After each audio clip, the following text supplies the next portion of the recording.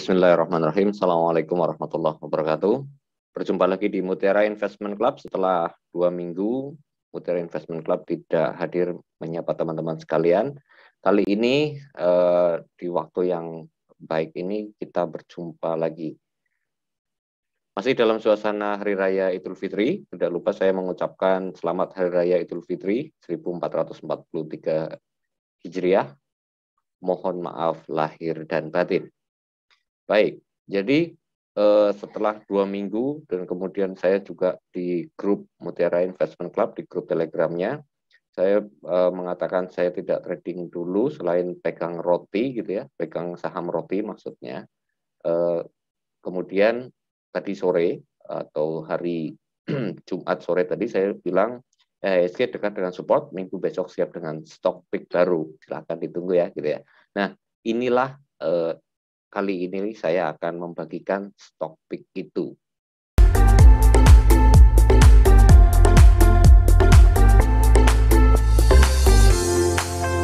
Nah, stock pick-nya apa? Sebelum sampai sana barangkali saya ingin review dulu kondisi IHSG yang belakangan, mulai dari hari Senin langsung drop selama 5 hari itu koreksinya cukup dalam ya, dari 7.200 sampai dengan 6.597, jadi langsung drop cukup parah. Nah, kenapa kok saya setelah kemarin tidak berani berbagi stock pick, kok sekarang berani berbagi stock pick? Itu kan mungkin pertanyaan teman-teman.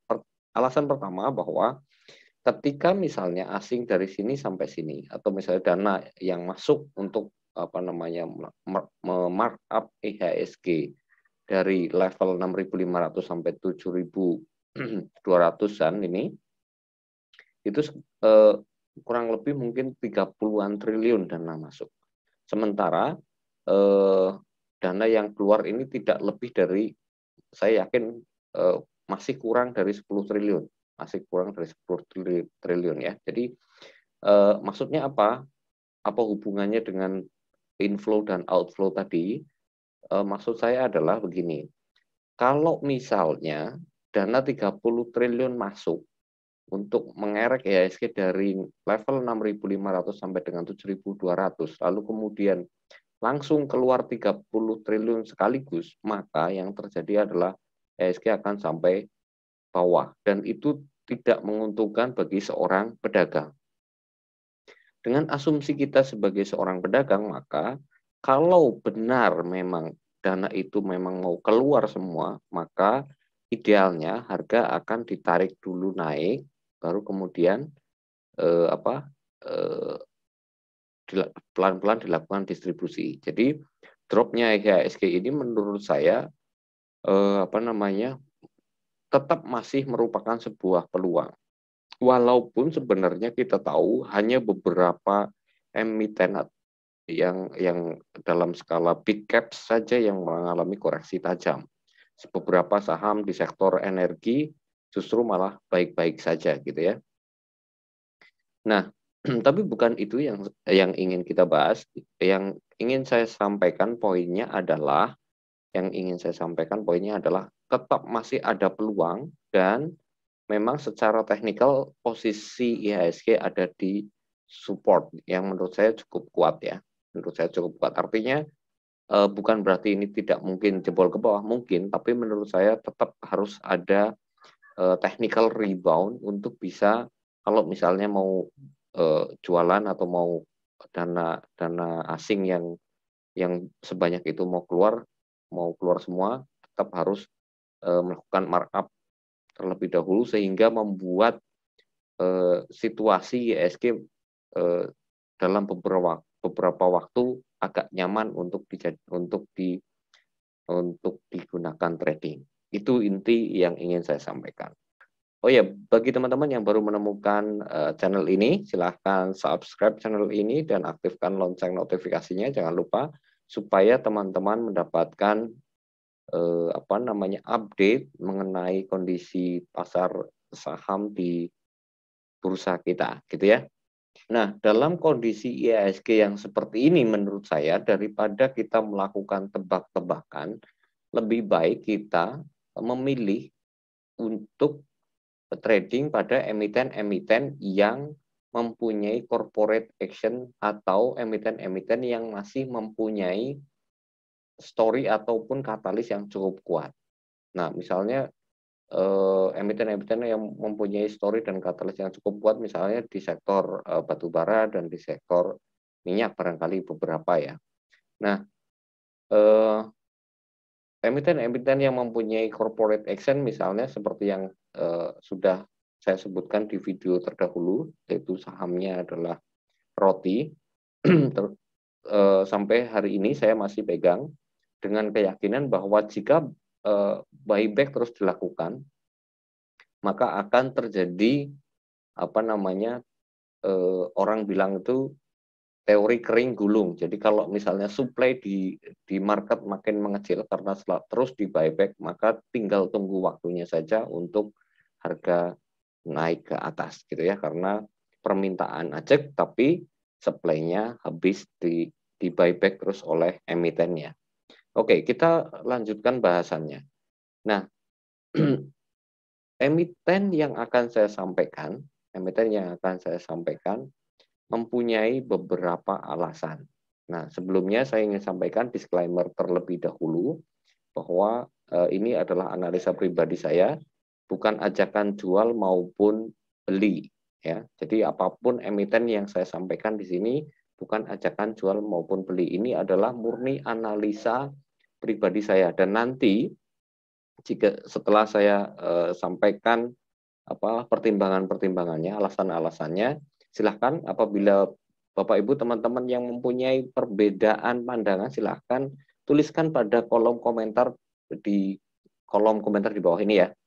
Jadi alasannya, pertama, kenapa saya memilih emiten ini? Pertama, emiten ini melakukan buyback saham dengan dana 500 miliar dalam kurun waktu 9 Mei sampai dengan 3 Juni 2022.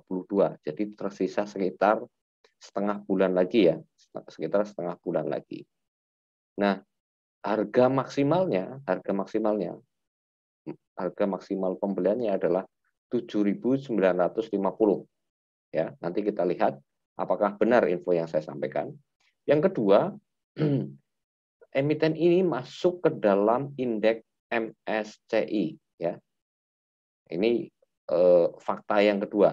Nanti kalau tidak percaya silakan Bapak Ibu cari informasinya apakah yang saya sampaikan itu benar.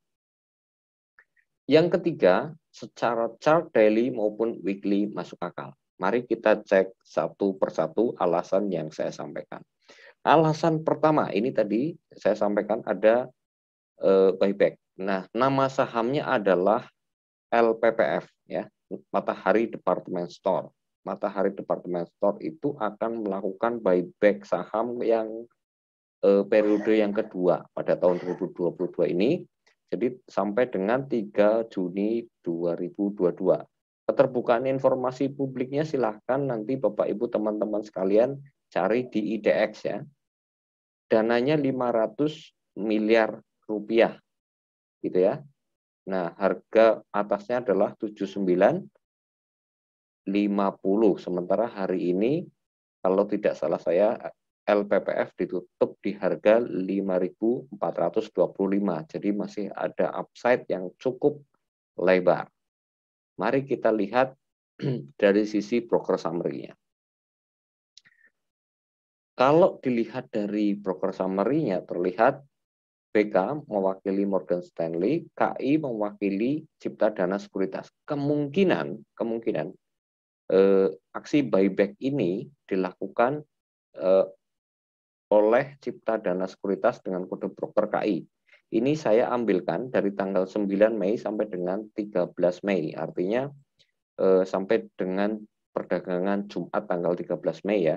KI sudah melakukan pembelian dengan efek 5.431 dengan jumlah lot 33.101 lot ya. Jadi kalau misalnya ini di total mungkin baru itu sekitar kurang lebih 18 miliar, baru 18 miliar dana yang digunakan. Jadi masih banyak sekali dana yang bisa digunakan untuk melakukan aksi buyback. Artinya ini belum terlambat. Nanti kita cek juga dari sisi chart ya.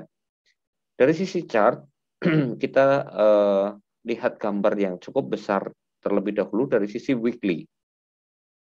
Kalau dari sisi weekly, kalau misalnya Bapak Ibu suka menggunakan technical, kita bisa melihat ini ada misalnya Bapak Ibu ngomong cup and handle ataupun misalnya kita menyebutnya kita anggap ini inverted head and shoulders, maka ini saya tarik 1:1 ketemunya persis di angka 8.000, sementara aksi buyback tadi ada di angka 7.950 ya kan. Jadi dari candle dari dari sisi technical chart weekly-nya keterbukaan informasi publik itu match dengan chart weekly. Lalu kita lihat dari sisi daily-nya. Jika kita melihat dari sisi technical, saya menggunakan perbandingan 1:1 juga. Misalnya ini flag pattern atau Bapak Ibu menyebutnya begitu ya. Maka saya mengambil 1:1. Ini saya tarik dari bottom to top. Kemudian ketika misalnya dengan asumsi ini channel ini breakout, maka dari bottom to top ketemunya di angka 8.000. Nah, kalau tidak percaya silahkan Bapak Ibu lakukan simulasi. Silahkan Bapak Ibu lakukan simulasi apakah gambar yang saya lakukan ini, gambar yang saya berikan ini view-nya sama dengan chart yang ada di tempat Bapak Ibu. Nah, satu lagi saya menggunakan Gann square atau square 9 yang ini dibuat oleh Pak Dang dengan Pak Suta timnya. Itu ketika saya aplikasikan ketemu tanggal 17 hari Selasa, kemungkinan akan ada versi pembalikan. Tapi apapun itu menurut saya secara teknikal area belinya adalah di range ini. Di range berapa nih? 4925 sampai dengan 5.600-an ya. Jadi area belinya adalah kalau misalnya kita menggunakan angka bulat saja berarti range beli adalah 5.000 sampai dengan 5.600 dengan upside sampai dengan 7.950 sesuai dengan keterbukaan informasi publik. Sementara resikonya apabila jebol channel ini gitu ya. Saya kira itu cukup untuk LPPF, silahkan dihitung-hitung lagi, silahkan ditimbang-timbang lagi. Pada intinya adalah LPPF memenuhi 3 kriteria yang menurut saya sangat masuk akal untuk dijadikan pertimbangan. Itu pertimbangan buyback dengan harga maksimalnya jauh dari harga yang hari ini. Kedua, masuk ke dalam indeks MSCI. Ketiga, secara chart daily maupun weekly seperti yang tadi kita bahas sangat masuk akal. Oke, kita lanjutkan ke stock pick pilihan yang kedua. Sahamnya adalah Harum seperti tadi saya sampaikan. Jadi ada beberapa sektor ya, terutama sektor energi ini tidak terlalu terpengaruh dengan penurunan bursa. Nah, ini menurut saya ada saham yang hari ini berada di support ya, dekat dengan area support. Nah, pada saat yang bersamaan Harum ini akan mengadakan corporate action berupa stock split. Stock splitnya 1:5. Artinya jika Bapak Ibu punya satu saham, pada saatnya nanti di cum date-nya, maka Bapak Ibu sahamnya akan menjadi 5, gitu ya. Karena ada pemecahan saham. Nah, aksi korporasi ini kebetulan juga berbarengan dengan aksi penjualan kembali saham hasil buyback. Jadi kalau Bapak Ibu nonton di video saya tentang buyback saham, saya juga sudah jelaskan tentang kemungkinan saham-saham yang di buyback itu nanti diapakan oleh emitennya. Nah, ini adalah ceritanya Harum itu sudah melakukan buyback sampai dengan jumlah tertentu dan sekarang hasil buybacknya akan dijual kembali. Nah, khusus untuk Harum menurut saya ini agak tricky, walaupun nanti tetap akan bisa kita kontrol. Maksudnya begini, pertama, kita mengetahui bahwa penjualan kembali saham hasil buyback itu akan dimulai tanggal 12 Mei 2022 sampai dengan 11 Mei 2023, jadi 1 tahun ke depan. Jadi mulai dari hari Kamis kemarin tanggal 12 Mei sampai dengan 11 Mei 2023. Yang penting kita catat adalah satu tanggalnya, yang kedua adalah pelaksananya. Pelaksananya adalah PT Cipta Dana Sekuritas Asia, berarti ini menggunakan kode broker KI. Jadi intinya adalah jika Bapak Ibu trading di Harum, maka sepanjang belum ada distribusi yang dilakukan oleh KI secara masif, menurut saya bagus. Dan kalau Bapak Ibu seorang investor yang memegang saham Harum, menurut saya sebelum stock split sebaiknya Bapak Ibu exit dari Harum. Karena apa? Karena kalau dari sisi keterbukaan informasi publik ini, kemungkinan Harum yang dulu kalau Bapak Ibu ingat mungkin dari 2020 harganya masih ratusan, mungkin dari 700 gitu ya, sekarang 10.000. Jika ini dijadikan stock split, ini dijadikan sebagai aksi profit taking, menurut saya kok sangat masuk akal. Tapi sebagai trader kita bisa melihat bahwa ada peluang sebelum aksi penjualan kembali saham buyback ini dilakukan, tentu emiten pengen menjual di harga yang mahal. Nah, disitulah peluangnya. Jadi menurut saya ini agak tricky, walaupun kita bisa selalu melakukan pengecekan. Sepanjang belum ada distribusi dari KI, kita masih bisa hold. Jadi kita lihat dulu apakah KI sudah melakukan penjualan atau belum. Ini saya ambil dari tanggal 12 Mei, karena tadi kan katanya penjualan saham hasil buyback akan dimulai tanggal 12 Mei sampai dengan 11 Mei tahun depan. Nah, dari tanggal 12 Mei sampai dengan Jumat tadi siang, KI justru malah melakukan pembelian. Jadi KI belum jualan. Memang average-nya masih di angka 10 ribuan. Jadi menurut saya, kalau kita pengen beli Harum, menurut saya akan lebih baik jika kita melakukan antri beli di area 10.000.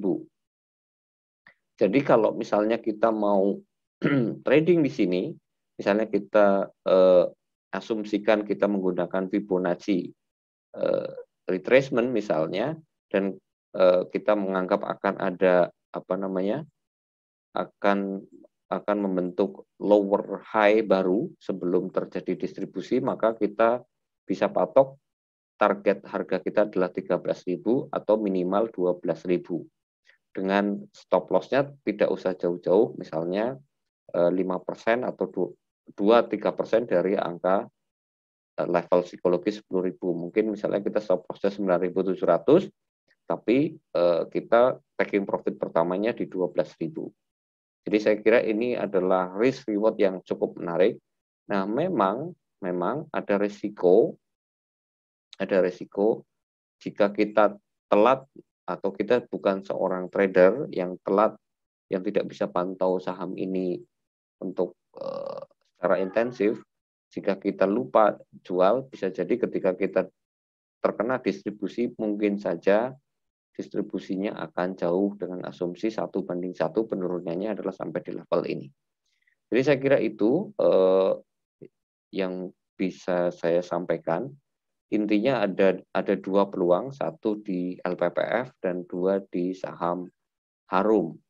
Nah, bagi Bapak Ibu yang mempunyai view lain, silahkan komentar di kolom komentar. Apabila Bapak Ibu mendapatkan video ini bermanfaat bagi Bapak Ibu, silahkan bagikan kepada yang lain. Jangan lupa like dan subscribe channel ini. Saya kira itu yang bisa saya sampaikan. Saya akhiri. Terima kasih. Wassalamualaikum warahmatullahi wabarakatuh.